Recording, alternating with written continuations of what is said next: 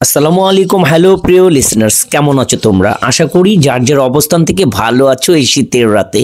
নিশ্চয়ই কাঁথা কিংবা ল্যাপের নিচে বসে ভৌতিক গল্প শুনতে বেশ ইচ্ছে হচ্ছে, ভয় পেতে ইচ্ছে হচ্ছে।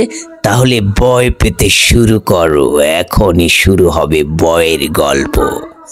গাইস, রাতের আশ্রয় দীপালি ঘোষাল আজকে লিখেছেন আজকের এপিসোড। আজকের ভূতের গল্পে এপিসোড রাতের আশ্রয়। প্রতিনিয়ত আমি চেষ্টা করি তোমাদেরকে ভৌতিক গল্প উপহার দিতে। ভৌতিক গল্প বিশ্বাস করা না করা কেবল তোমাদের উপর নির্ভর করে। তবে ভৌতিক গল্প শুনিনি এমন একজন মানুষ আমরা খুঁজে পাবো না। সেই সকল বন্ধুরা যারা ভূতের গল্প শুনতে ভালোবাসো তাদের জন্য আজকের এপিসোড রাতের আশ্রয়ে। দীপালি ঘোষাল লিখেছেন তার কলমে গ্রাম বাংলার হাড় হিম করা একটি ভৌতিক গল্প।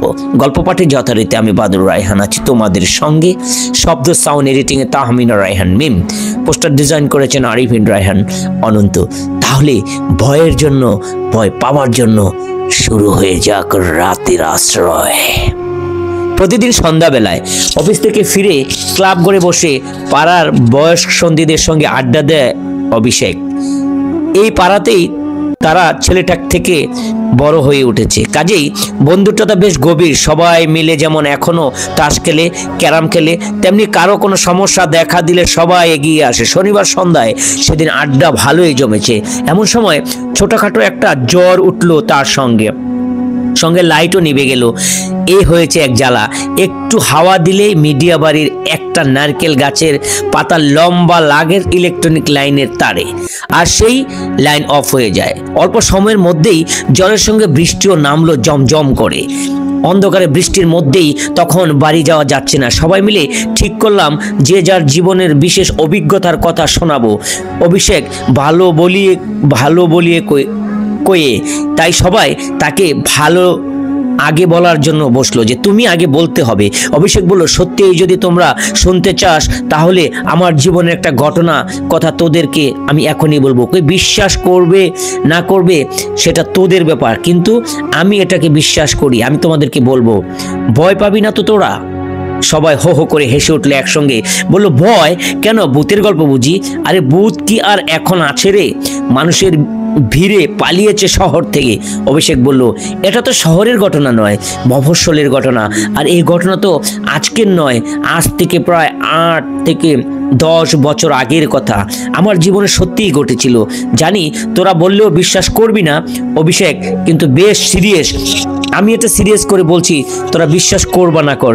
না রে তুই বল, আমরা শুনবো। সত্যি ভূতের গল্প তো শুনিনি কখনো। ঠিক আছে তুই বল। অভিষেক বলল, ঠিক আছে, তবে আরম্ভ করা যাক, কিন্তু আমার একটা শর্ত আছে। আমার কথার মধ্যে কোনো বাধা দেওয়া চলবে না শেষ না হওয়া পর্যন্ত। সবাই এক কথায় রাজি। রাত মোটে 7:30, যথেষ্ট সময় আছে। মোমবাতির কাপা কাপা ম্লান আলোয় গল্প শুরু করলো অভিষেক। গলার স্বর গম্ভীর, পরিবেশটা ভৌতিক। আমি তখন অধিবাসীদের নিয়ে গবেষণা করি। গিয়েছিলাম মেহেন্দিপুরের জর গ্রামে। অধিবাসীদের জীবনযাত্রার কাছ থেকে দেখব বলে সেই শহর থেকে অনেক দূরে তাদের গ্রামে যেতে হয়েছিল। কাজ সারতে বেশ রাত হয়ে গেল। আমার সঙ্গে স্কুটার ছিল। ভাবলাম তাড়াতাড়ি করে শহরে পৌঁছে যাব। মাইল 10 এগানোর পর হঠাৎ স্কুটারটা বিগড়ে গেল। অন্ধকার অনেক চেষ্টা করে আমি চালু করতে পারলাম না। ইলেকট্রিকের আলো নেই, পথে চলতে পারছি না। রাস্তায় একটি লোকও দেখা যাচ্ছে না। এদিকে টিপ টিপ করে বৃষ্টি পড়তে শুরু করেছে। একটা আশ্রয়ের খুব দরকার ছিল। ওই রাতে যে স্কুটারটা আর চালু করা যাবে না তা আমি বুঝে গেছি, কিন্তু আশ্রয় পাই কোথায়? রাতে তো একেবারে জনমানব শূন্যহীন একটি লোকালয়ে দেখা যাচ্ছে না। অন্ধকারের পরিবেশ, মনে হচ্ছে যেন বেত রাজ্যে এসে পড়েছি। এই যখন মনের অবস্থা, ঠিক তখনই মাথার উপর দিয়ে ডানা ঝাপটিয়ে দুটো বাদুর উড়ে গেল। গা শিউরে করে উঠলো। তবে কি ভুল রাস্তায় এসে পড়লাম? সকালে যে রাস্তা দিয়ে এসেছিলাম সেখানে তো কিছু বাড়িঘর ছিল, কিছু রাস্তা ছিল, মানুষ দেখেছি। মনের মধ্যে যখন এমনটাই আশঙ্কা জাগলো, ঠিক তখন এই গাছপালার মধ্য থেকে একটা তৎক্ষণাৎ ডেকে উঠলো। ততক্ষণে ডাকে আমি চিনলাম আমার মামার বাড়িটা ছিল গ্রামে। সেখানেই শুনেছি এরকম ডাক। দিদিমার বলেছিল ওটা ততক্ষণ, তবু কেন জানি না জেনে আমার মাথার চুল থেকে গায়ের লোম পর্যন্ত খাড়া হয়ে উঠল। শরীরটা অসম্ভব ভারী মনে হচ্ছে, নিজে চলতে পারছি না, তাতে অচল স্কুটারটা টেনে নিয়ে যেতে আরও কষ্ট হচ্ছে। পাতায় পাতায় ঘষা লেগে কটা খসখস শব্দ হচ্ছিল। মনে হতে লাগলো অশরীররা যেন আমার আশেপাশে নিঃশব্দে চলাফেরা করছে। এমনিতে আমার কোনোদিনই ভূত পেতে বিশ্বাস ছিল না, কিন্তু এই পরিবেশে মনে হচ্ছিল তারা বোধহয় সত্যি আছে। নিজের অজান্তে তখন পৈত্রা শুয়ে ফেলেছি, রাম নাম উচ্চারণ করার চেষ্টা করছি, কিন্তু গলা দিয়ে স্বর বেরোচ্ছে না।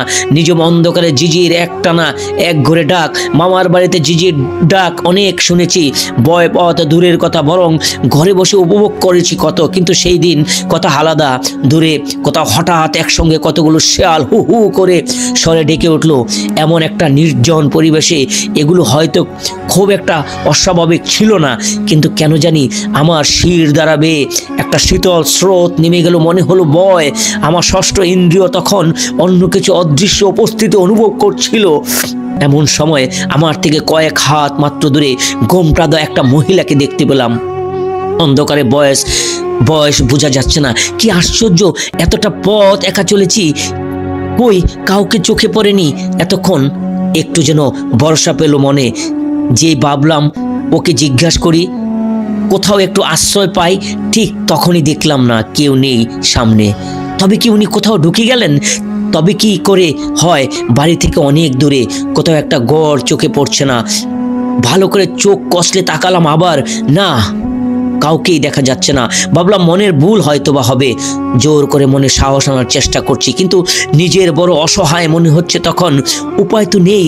স্কুটারটা টেনে টেনে বহু কষ্টে এগিয়ে চলছি। আবার দেখি আমার আগে আগে সেই মহিলা চলছেন। চোখ কষলে ভালো করে তাকালাম, দেখি কোথাও কিচ্ছু নেই। তাহলে আমি কি দেখছি এইসব?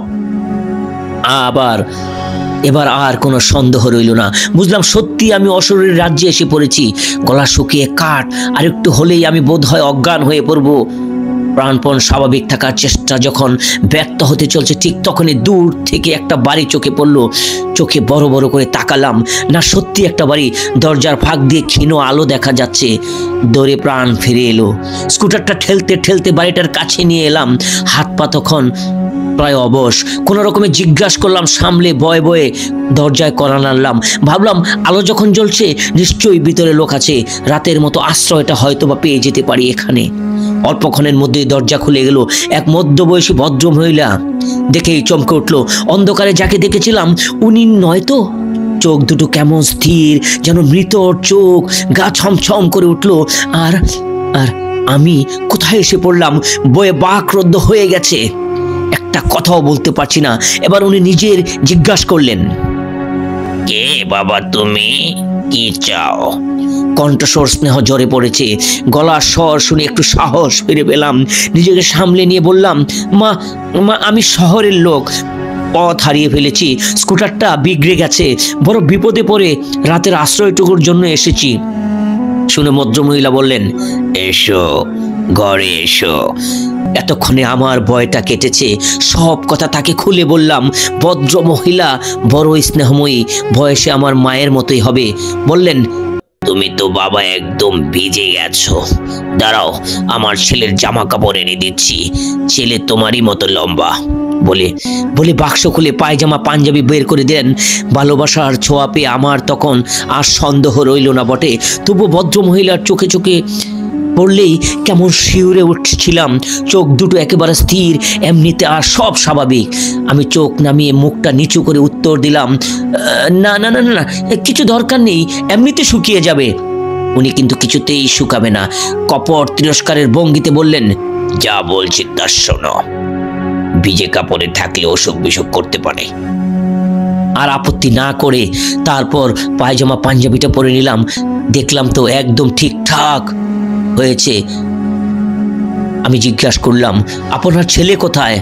ওর ছেলে বাবার কাছেই থাকে। ওর বাবা কানপুরে পোস্টিং, ছেলে কানপুরে আইটি সেক্টরে ইঞ্জিনিয়ারিং পড়ছে, এবার ফাইনাল ইয়ার্স। আপনি এখানে একা থাকেন কেন? আমি অবাক হয়ে জিজ্ঞাসা করলাম, কি করব বাবা, আমাদের তো অনেক জমি জমা, দেখাশোনা করার জন্য কাউকে থাকতে হয়, নয়তো 5 বুতে লোটপুটে খাবে।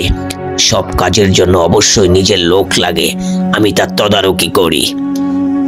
একটু থেমে ভদ্রমহিলা আবার বললেন, তোমাকে খুব ক্লান্ত দেখাচ্ছে, তুমি এবার খাওয়া দাওয়া করে শুয়ে পড়ো।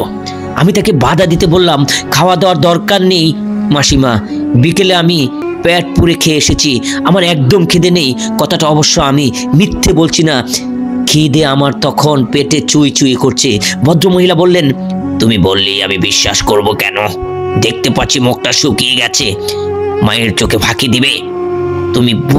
আমি বুঝতে পেরেছি আমার ঘরে খাবার নেই, তুমি তাই ভাবছো। আমার ছেলে ছুটি পড়েছে, যে কোনোদিন এসে পড়তে পারে, তাই আমি প্রতিদিন রাত ওর জন্য রান্না করে রেখেছি। এই আজ গায়ে চিঠি সব সময় ঠিক মতো পৌঁছে না, তাই ওর জন্য আমি অপেক্ষা করি। তারপর ভদ্রমহিলা খুব যত্ন করে খাওয়ালেন, কিন্তু চোখের দিকে তাকাতে চমকে উঠি। সেই স্থির দৃষ্টি, মনকে সান্ত্বনা দিতে চাইলাম এইভাবে, ওইসব আমার মনের ভুল। মায়ের মতো যত্ন যিনি খাওয়াচ্ছেন তাকে আবার কিসের ভয়? ভদ্রমহিলা বললেন, আমার ছেলে যা ভালোবাসে তাই আমি প্রতিদিন রান্না করে রাখি, বলা তো যায় না কখন এসে পড়ে। সত্যি প্রতিটা রান্নাই খুব ভালো হয়েছিল, খিদে পেয়েছিল তবুও তৃপ্তি করে খাচ্ছি। বললাম, রান্না খুব ভালো হয়েছে মাসিমা। তাকিয়ে উনি সামনে নেই, মাসিমা বলে ডাকতেই বললেন, এই তো আমি। দেখি সামনে বসে রয়েছে। দূর, এইসব কি হচ্ছে? না, আমলে দেব না, এখন একটু আশ্রয় দরকার, আমার পক্ষে একেবারেই আশ্রয় লাগবেই, তাছাড়া আর কিছু নয়। খাওয়াটা একটু বেশি হয়ে গেছে, সারাদিন দখলের পর নরম বিছানা পড়তেই কখন ঘুমিয়ে পড়েছি জানি না। নতুন জায়গা বলে হঠাৎ মধ্যরাতে ঘুম ভেঙে গেল। শরীরের মধ্যে কেন যেন একটা অদ্ভুত অনুভূতি হচ্ছে, কিছুতেই ব্যাখ্যা করে বোঝানো যাবে না সে অবস্থা। হঠাৎ মনে হলো ঘরের মধ্যে কেউ যেন সত্যপূর্ণে চলাফেরা করছে, মৃদু পায়ের শব্দ শোনা যাচ্ছে। তবে কি ওই ভদ্রমহিলা? কিন্তু এত রাতে অন্ধকারে? ভয়ে তখন আমার গলা শুকিয়ে কাঠ। একটু পরে জল পেলে ভালো হতো। কি আশ্চর্য, কথাটা ভাবতে না ভাবতেই আবচ্ছন্ন অন্ধকারে উনি জলের গ্লাস নিয়ে আমার সামনে হাজির। কার্যকরণ চিন্তা না করে ঢকঢক করে জলটা খেয়ে নিলাম, আর তাকে দেখতে পেলাম না। মন থেকে এইসব বাজে চিন্তা জেরে ফেলে আবার ঘুমাতে চেষ্টা করলাম। কিছুক্ষণ আর কিছু অনুভব করিনি, তাই ঘুমিয়ে পড়লাম। এক সময় আবার ঘুম ভেঙে গেল। মনে হলো আমার মুখের উপর কে যেন দীর্ঘশ্বাস পড়লো, শরীরটা যেন ভারী হয়ে উঠেছে। প্রাণপণ চেষ্টা করে বিছানা ছেড়ে উঠতে পারছি না, চোখে চাইতে যেন সাহস হচ্ছে না। অবশেষে অদম্য কৌতূহলে চোখ মেলে তাকাতেই ম্লান জ্যোৎস্নার আলোতে মনে হলো ওই ভদ্র মহিলা নিচু স্থির দৃষ্টিতে আমার মুখের দিকে তাকিয়ে আছে। কেমন একটা অনুভূত শিহরে গেল শরীরটা। ভয়ে চোখ বুজে ফেললাম। আবার প্রায় 5 মিনিট পর মনে সাহস এনে আবার চোখ খুললাম, দেখি কোথাও কিছু নেই। এইভাবে সারা রাত কয়েকবার অনুভূতি হলো আমার মনের ভিতরে বারবার। প্রতিবারেই নিজের মনকে সান্ত্বনা দিয়েছি এই বলে যে নতুন জায়গা, গ্রাম দেশ, তাই হয়তো এরকম মনে হচ্ছে। শেষের রাতে দিকে আবার ঘুমিয়ে পড়েছি। এতক্ষণ ঘুমিয়ে জানি না, সকালে রোদের গায়ে পড়তে পড়তে ধর করে উঠে বসে, কিন্তু এ কোন ঘর? ঘরের চালা ভাঙা, ইতস্ত ঢালাঢালি ঝুল কালি, ঘরের মধ্যে কয়েক ইঞ্চি ধুলো জমে আছে। ভাঙা চালের ফাঁক দিয়ে রোদ এসে পড়েছে গায়ে। আর বিছানা কোথায়? পুরনো তুলো বার করে তোষক, কত কালের ময়লা, একটা চাদর ধুলো জমে আছে, বরং চেনাই যাচ্ছে না। বালিশটা একই অবস্থা, খাটটা নড়বড়ে। এই ঘর কার? মাসিমা মাসিমা বলে বেশ কয়েকবার ডাকলাম, কোথাও তাকে দেখতে পেলাম না। নিজের গায়ের দিকে তাকিয়ে দেখলাম সত্যি আমার গায়ে পায়জামা পাঞ্জাবি, কিন্তু গত রাতে যা ধপধপে সাদা বলে মনে হয়েছিল আসলে একেবারে বিবর্ণ হলুদ হয়ে যাওয়া, বহুকাল পুরানো। এবার আমার দিনের বেলাতেও ভয় করতে লাগলো। তবে কালকের ঘটনা তো মিথ্যা নয়। গত রাতে পেট ভরে খেয়েছিলাম, কিন্তু মনে হচ্ছে সারা রাত পেটে কিছু পড়েনি। পাশের ঘরে যেখানে রাতে খেয়েছিলাম সেখানে কেউ নেই, এটো থালা বাসনের চিহ্ন পর্যন্ত চোখে পড়লো না। কোনো কিছুই যখন আমার মাথায় ঢুকছে না, তখন দেখি দেয়ালে একটা ফটো ঝুলে আছে, কালিমাখা। একটা আংটা খুলে গিয়ে কাত হয়ে ঝুলে পড়েছে। কাছে গিয়ে ব্যাগ থেকে একটা কাগজ বের করে মুছে তাতে 3 জনের মুখ স্পষ্ট উঠল। একটি 22 বছরের সুদর্শন যুবক, এক ভদ্রলোক আর এক ভদ্র মহিলা। মহিলার ছবি দেখে আমি চমকে উঠলাম। এ তো কাল যাকে দেখেছি তারই ছবি। দাঁড়িয়ে আমার রাতে জামা কাপড় প্যান্ট ঝুলছে। তবে কে আমার রাতে দয়া করে আশ্রয় দিয়েছিল? মনের মধ্যে অনেক জিজ্ঞাসা নিয়ে পোশাক পাল্টে তাড়াতাড়ি রাস্তায় বেরোলাম। গত রাতে শত চেষ্টায়ও যে স্কুটারটা স্টার্ট নেয়নি, অবাক কাণ্ড, সেটা একেবারে দৌড়তে স্টার্ট নিয়ে গেল। কিন্তু তখনও রাস্তায় একটা লোকও চোখে পড়লো না। কাকে জিজ্ঞাসা করি কোন পথে এগোবো? অসহায়ের মতো এদিক ওদিক তাকাচ্ছিলাম। এমন সময় এক বৃদ্ধ ভদ্রলোককে দেখতে পেয়ে একটু আশান্বিত হয়ে উঠলাম। উনি নিজে থেকে আমাকে বললেন, আপনাকে তো চেনা মনে হচ্ছে না, এখানে কোথায় এসেছিলেন বলুন তো? আমি তখন রাতের ঘটনা সব খুলে বললাম। শুনে উনি বলল, আমি ঠিকই সন্দেহ করেছি। তারপর উনি যা বললেন তা অবিশ্বাস্য। আমার জীবনে না ঘটলে আমি হয়তোবা বিশ্বাস করতাম না। ভদ্রলোক বললেন, বছর 20 আগের ঘটনা। এই ভদ্র মহিলার ছেলে বাড়ি আসার জন্য কানপুর থেকে রওনা দেয়। ট্রেনে অ্যাক্সিডেন্ট হয়ে মারা গিয়েছিল। ভদ্রমহিলা সেই শোকে সহ্য করতে না পারে আত্মহত্যা করে। সেই দিন ছিল কৃষ্ণ ত্রয়োদশী। ভদ্রমহিলার স্বামী এরপর জমি জমা জলের দরে বিক্রি করে বরাবর চলে যান এখান থেকে। প্রতি বছর তাই বিশ্বাস, তিথিতে ভদ্রমহিলাকে রাতে দেখা যায়। কোনো অতিথি এলে, বিশেষ করে তার ছেলে বয়সী কেউ এলে, একই রকম যত্ন করে। অনেক লোকের এমন অভিজ্ঞতা হয়েছে বলে আমি শুনেছি, তবে কারো কোনো ক্ষতি করেনি ওই ভদ্রমহিলা। কৌতূহল দমন করতে না পেরে বাড়ি গিয়ে সত্যি পাজি খুলে তাজ্জব বনে গেলাম। আগের মতো সত্যি কি কৃষ্ণ ত্রয়োদশী? সবই এতক্ষণে শুদ্ধ হয়ে শুনেছি। গল্পটা শেষ হতেই আলো জ্বলে উঠল। গল্পটা যদি ভুল ত্রুটি হয়ে থাকে, শব্দ উচ্চারণে ভুল, আমি সকলের কাছে ক্ষমা চাচ্ছি। সত্যি ভূতের গল্পটা পড়লে ইমোশন নিয়ে আবেগপ্রবণ হয়ে গিয়েছিলাম। সত্যি যদি এটা একটা গল্প, কারো বাস্তবিক মিল আছে কিনা জানি না, তবে সত্যিকার অর্থেই গল্পটা পড়তে এসে অসংখ্য ভালো লেগেছে। আসলে তোমাদের কতটা ভালো লেগেছে আমি জানি না। যদি ভালো লাগে তবে অবশ্যই চ্যানেলটা সাবস্ক্রাইব করবে, লাইক কমেন্টস করবে, একটা কমেন্টস করে জানাবে কেমন হলো। তোমাদের একটা ভালো মন্দ কমেন্ট সব মিলে আমার গল্প বানানোর একটা স্পিড বেড়ে যায়, গল্পটা বানাতে সহযোগিতা পাই এবং সুন্দর সুন্দর গল্প তোমাদের উপর দেওয়ার চেষ্টা করি। সো বন্ধুরা, ভালো থেকো, ভালো রেখো, আল্লাহ হাফেজ।